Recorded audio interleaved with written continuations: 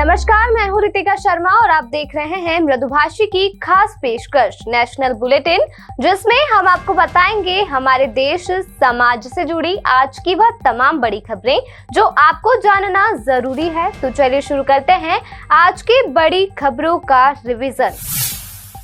विधानसभा चुनाव से 4 दिन पहले प्रधानमंत्री नरेंद्र मोदी एक बार फिर कर्नाटक पहुंचे। मोदी ने शुक्रवार को तुमकुरू में 14वीं सभा की। इससे पहले दोपहर में बेल्लारी में एक जनसभा में उन्होंने अपनी स्पीच की शुरुआत एक बार फिर बजरंगबली के जयकारे के साथ की। साथ ही कहा कि बीते कुछ साल में आतंकवाद का एक और भयानक स्वरूप पैदा हो गया है। आतंकी बम, बंदूक और पिस्तौल के बजाय समाज को भीतर से खोखला कर रहे हैं। केरल स्टोरी कुछ ऐसी ही कहानी पर आधारित है। देश का दुर्भाग्य देखिए कि कांग्रेस इस आतंकी प्रवृत्ति के साथ खड़ी नजर आ रही है। केरल हाईकोर्ट ने शुक्रवार को फिल्म द केरल स्टोरी की रिलीज पर रोक लगाने से इनकार कर दिया। कोर्ट ने कहा फिल्म इस्लाम के खिलाफ नहीं है, ISIS पर है। ट्रेलर में कुछ भी आपत्तिजनक नहीं है। वहीं प्रोड्यूसर ने दलील दी कि यह फिल्म 32,000 नहीं 3 महिलाओं की कहानी है।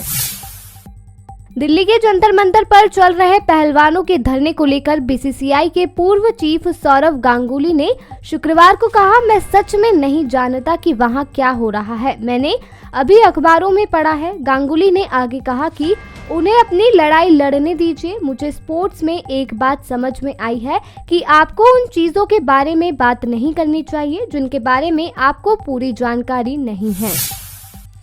एनसीपी का नया अध्यक्ष चुनने के लिए 16 सदस्यीय कोर कमेटी की शुक्रवार को मुंबई में मीटिंग हुई। सूत्रों के मुताबिक मीटिंग में पार्टी के राष्ट्रीय महासचिव प्रफुल्ल पटेल ने पवार का इस्तीफा खारिज करने के लिए प्रस्ताव पेश कर उनसे फैसला वापस लेने का अनुरोध किया। कमेटी के बाकी सदस्यों ने भी इस प्रस्ताव का समर्थन किया और पवार का इस्तीफा नामंजूर कर दिया।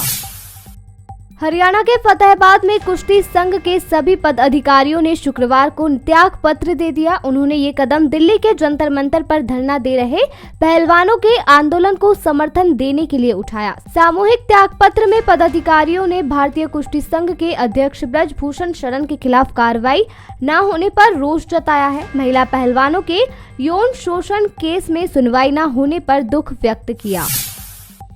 भारत और फ्रांस के बीच द्विपक्षीय संबंध लगातार मजबूत हो रहे हैं। अब खबर आई है कि प्रधानमंत्री मोदी जुलाई में फ्रांस का दौरा करेंगे। इस दौरान वह फ्रांस की सबसे बड़ी और सबसे पुरानी सैन्य परेड बेस्टिल डे परेड में बतौर मुख्य अतिथि शामिल होंगे। भारतीय सेना का एक दल भी इस परेड में शामिल होगा। वहीं फ्रांस के राष्ट्रपति इमैनुएल मैक्रों ने प्रधानमंत्री नरेंद्र मोदी द्वारा 14 जुलाई को पेरिस में अतिथि के रूप में इस वर्ष के बेस्टिल डे परेड में भाग लेने के लिए उनके निमंत्रण पत्र को स्वीकार करने पर खुशी जताई है।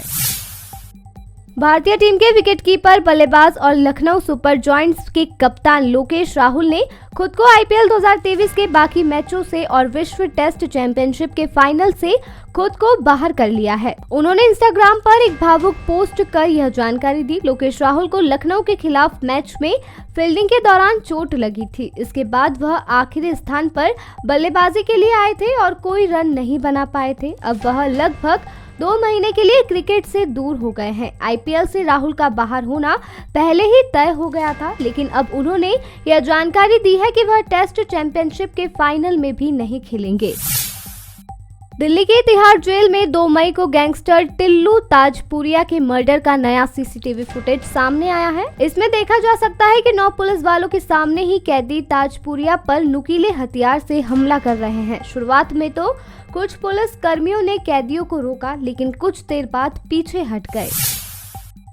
मणिपुर में मैतेई आरक्षण विवाद को लेकर भड़की हिंसा के बाद शुक्रवार को हालात नियंत्रण में रहे। राज्य के 16 में से 8 जिलों में कर्फ्यू जारी है। सेना के 55 कॉलम और असम राइफल्स की टुकड़ी तैनात कर दी गई है। हिंसा में अब तक कुछ लोगों के मारे जाने की सूचना है। हालांकि इसे लेकर अब तक कोई पुष्टि नहीं की गई है। 100 से ज्यादा लोग घायल हैं।